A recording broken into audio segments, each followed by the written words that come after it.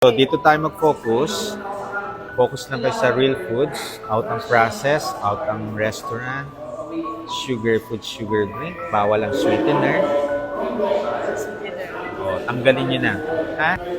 Kasi kahit na sabihin natin elevated ang sugar, kung hindi nyo mapapanormal yan, meron na yung sinisira sa mga organs natin.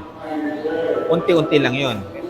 Pero kung 1 year, 2 years, 5 years, 10 years, na hindi nyo napababayan, yung konti-konting damage, pag inipon mo ng 5 years, 10 years, malaking damage yun. Diabetic po.